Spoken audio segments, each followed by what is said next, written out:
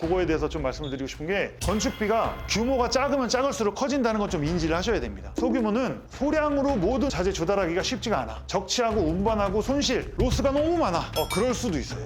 맞아요. 굉장히 중요한 얘기예요. 평당 건축비에 포함되는 내용, 그리고 그 평의 기준은 뭐냐, 그리고 건축비에 포함되는 항목에 따라서 차이는 납니다. 저는 지금 실제 시공되는 면적 기준으로 얘기를 한 거니까. 그럴 수는 있습니다. 그래서 실제 시공되는 면적을 건축주들이 알아야 돼. 그게 중요한 거야. 그래야 얘기가 되지. 그래야 비싸다는 얘기가 안 나오지. 대표 오늘 아침 일찍 여긴 어디로 오신 거세요? 여기는 그 강남에 있는 압구정동인데요. 저희랑 거래를 했던 중개법인인 알파카 중개법인에서 강의 요청이 들어와서 이쪽에 오게 됐습니다. 그럼 강의 무료로 해드리는 거예요? 일단 무료 강의고요. 저희랑 이제 협력 관계를 더해서 저희도 이제 네트워크를 확장하고 그분들도 PM 시공에 대한 네트워크를 또 확보하고자 윈윈하고자 그래서 무료로 진행합니다. 이거 밖에서 들으면 얼마짜리 강의인가요? 그때 제가 수강생 인당 한 200만 원에 2023년도에 제가 강의를 했었거든요. 한 24시간 강의를 했으니까 그거랑 비교할 바는 아니겠지만 가치로 따지자면 인당 뭐 100만 원, 1000만 원도 아깝지 않죠. 근데 더 중요한 거는 네트워크와 협력 관계가 이루어져야 된다는 거니까 그거에 중점을 두고 한번 해보겠습니다. 자, 시간 다 됐으니까 강의하러 한번 가보겠습니다. 제가 이 자리에 서게 된 계기 잠깐 말씀드리면 박진영 팀장님하고 조은비 차장님하고 인연이 돼가지고 일을 하다가 최근에 계약을 체결을 했어요. 그러면서 이런 게 좀 있으면 좋겠다라는 좀 접점이 있었어요. 그거에 대해서 비즈니스화 시키면 여기 계신 분들도 도움이 되고 저에게도 또 도움이 되고 오늘 한번 이야기 나눠보고 한번 지켜보겠습니다.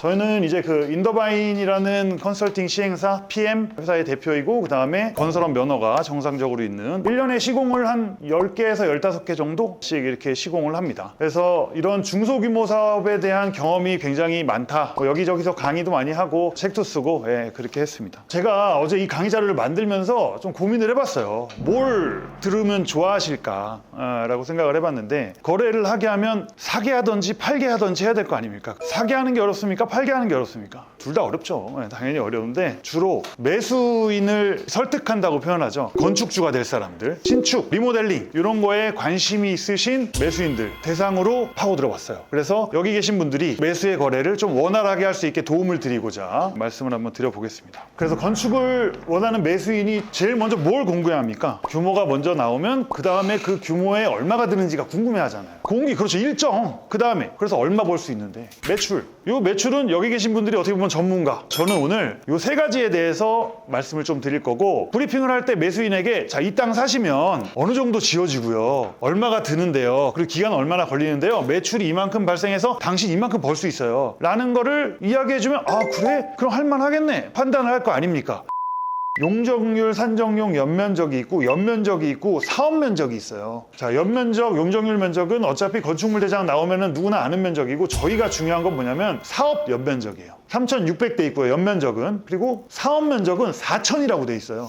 훨씬 더 커요. 그리고 실제로 시공되는 면적, 발코니 면적도 빠져요. 장애인 엘리베이터 면적도 빠져요. 건축에서는 용적률에 포함되지 않으면서 서비스로 할 수 있는 포인트들이 있어요. 그런 걸 알고 있으면 사업성을 뽑아내는 기획을 할 때 굉장히 도움이 돼요. 자, 여기서 용적률에 빠지는 것들이 있어요. 그러니까 사업 면적에 늘 수 있으면서 용적률에 빠지는 거 뭘까요? 그렇죠. 엘리베이터, 발코니. 크게 요거 두 개가 지금 빠지는 건데 자, 그리고 참고로 발코니 확장하면 됩니까? 안 됩니까? 근생 발코니는 확장하면 안 됩니다. 근데 확장합니까? 안 합니까? 건축주가 해달라고 하면 합니다. 그래서 그냥 내부 면적처럼 똑같이 쓸 수 있게도 만들 수 있습니다. 대신 제가 좀 보수적이다 보니까 이 말씀도 꼭 드려야겠습니다. 건축 관계 해석에 따른 것으로 허가권자의 협의에 따라서 도면이 달라질 수 있다는 점은 아셔야 됩니다. 그것도 설명을 하셔야 돼요. 나중에 사고 안 나야 되니까. 무슨 말이냐면 겹치는 발코니나 삼방 발코니가 법적으로는 문제가 없어요. 크게. 근데 허가 담당자, 뭐 예를 들어서 강남구청이면 강남구청 주무관이 야, 이건 좀 아니지 않나요?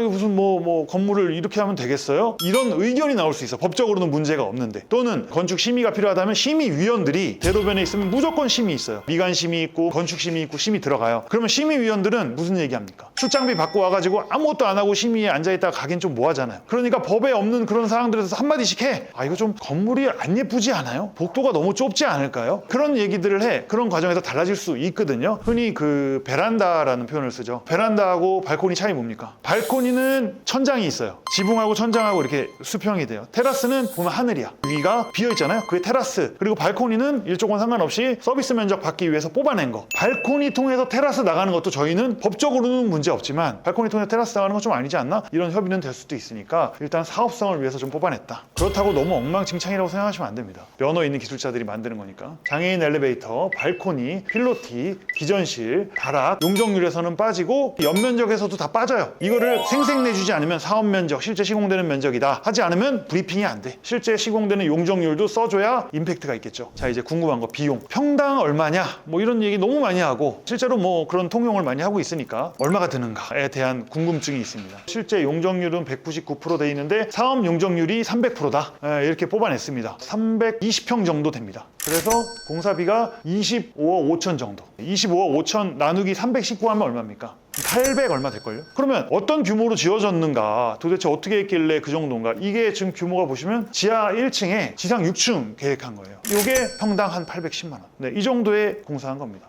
나 대표님 이거 810만 원에 다 지어주세요. 근데 그게 또 안 되는 경우도 많아요. 그거에 대해서 좀 말씀을 드리고 싶은 게 건축비가 규모가 작으면 작을수록 커진다는 건 좀 인지를 하셔야 됩니다. 아까 그 물건 같은 경우는 대지가 한 110평 정도 됐거든요. 그리고 실제 시공 면적이 한 300평 이렇게 됐잖아요. 그러니까 이제 그 정도 단가가 나오는 거지. 소규모 예를 들어서 50평짜리 땅을 갖고 와가지고 지하 1층 뭐 지상 뭐 6층 지어주십시오 라고 했는데 평당 800이면 되잖아요. 이렇게 얘기하면 안 된다고요. 소규모는 소량으로 모든 자재 조달하기가 쉽지가 않아. 적치하고 운반하고 손실, 로스가 너무 많아. 예를 들어서 외벽 마감재 얘기를 할까요? 건물을 짓잖아요. 로스는 이런 사이드 같은 데서 생기거든요. 이렇게 해서 2, 4, 6, 8, 12장이 들어가. 이 면적에는 로스가 거의 없고요. 여긴 다 로스가 생겨요. 여기에는. 이해되시죠? 무슨 말인지. 이런 관점에서 로스가 너무 많아. 그리고 노무비, 규모와 상관없이 우리 소장 급여 나가는 거 똑같고요. 우리 회사 회계가 일하는 거 다 똑같고요. 인건비 단가가 엄청 차이 나게 돼요. 경비도 마찬가지예요. 다 밥 먹어야 되고요. 똑같아요. 그러다 보니까 사람을 한 명 불렀는데 나와보니까 공사 현장이 작아가지고 뭐 일이 별로 없어. 그래도 하루 일당 다 줘야 돼. 반나절만 일해도 하루 일당 다 줘야 되는 것들이 있다고. 그렇게 따지다 보면 단가가 당연히 올라갈 수 있다라는 것도 좀 알아달라라는 얘기고요. 아까 얘기했던 게 장비, 사람 똑같아요. 장비 불렀는데 일 조금만 하고 가도 하루치 줘야 돼. 공사비는 중요하니까 조금 더 이제 붙여서 말씀을 드리면 상황에 따라 또 달라요. 지금 공사비 차이 나게 하는 요인이 또 뭐가 있을까요? 기간도 당연히 맞고요.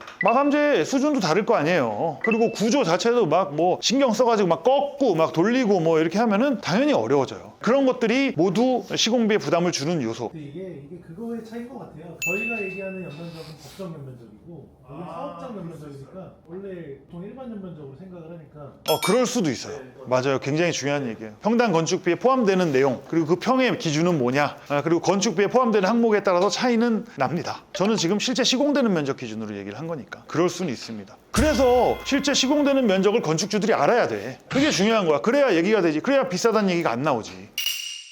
건물 준공 후 하자 담보 기간이 보통 6개월에서 2년으로 다른데요. 이 기간은 어떤 기준으로 정해지는지 저희 회사 같은 경우에는 2년을 합니다. 하자 담보 기간을 2년을 하는데 이거는 법에 정해진 게 없습니다. 여러분들이 헷갈리시는 게 뭐랑 헷갈리는 거냐면 아파트나 공동주택이랑 헷갈리시는 거예요. 거기에는 법정 기준이 정해져 있어요.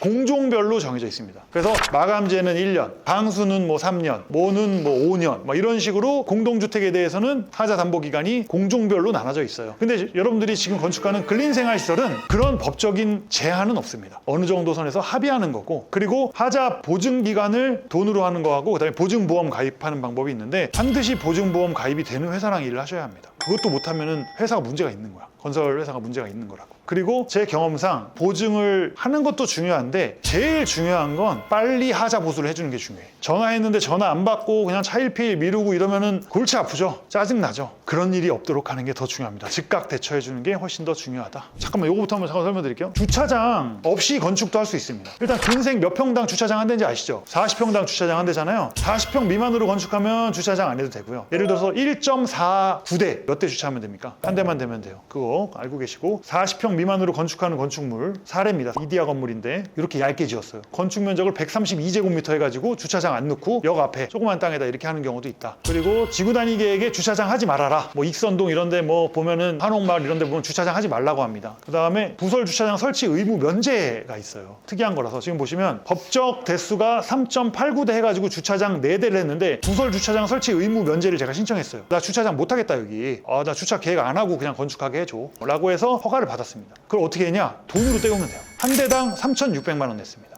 주차 한 대당 3,600. 근데 그거는 공시지가 해가지고 이렇게 계산한 거니까. 근데 그럴 만한 가치가 있던지 아니면 하여튼 뭐 의도가 있겠죠. 이유가 있겠지. 비싸다고 하시지만 저는 뭐 그렇게 비싸다고 생각 안 했습니다. 전체 사업성을 봤을 때 그거는 그렇게 크지 않아. 대당 3,600이라 그러면 굉장히 커 보이지만 강남 건물을 매수하는 사람들 입장에서 그 돈으로 내가 1층을 더 쓸 수 있고 건물의 가치를 높일 수 있다면 그러면 할 만하지 않나? 라는 계산할 수 있습니다. 비싸다고 생각하면 안 돼. 당연하다고 생각해야지. 귀한 발걸음 해주셔서 너무 감사합니다. 준비 시간이 너무 짧아서 더 길었으면 좋았을 텐데 그래도 팀장분들한테는 도움이 많이 됐을 거예요. 저희가 솔직히 뭐 아는 부분은 영업적인 부분으로 약간 겉면만 아는 경우도 많아가지고 어떤 얘기든 하나라도 가져갔으면 팀장들에게 도움이 됐을 거라고. MOU에 대한 얘기도 진행팀장 통해서 제가 들었고 그래서 말씀 나눠보고 하니까 구속력이 있다기보다는 그냥 대외적으로 그렇게 하게 되면 또 일하는 팀장님들도 이야기하기가 좋지 않을까라는 생각이 들고 왜냐면 그냥 제가 아는데요 라고 얘기하는 것보다 저희 회사에서 뭐 협력사예요 이런 표현을 하게 되면 훨씬 부드럽고 매칭도 되고 거창하게 표현하면 우리가 MOU라고 하지만 협력 관계에 대한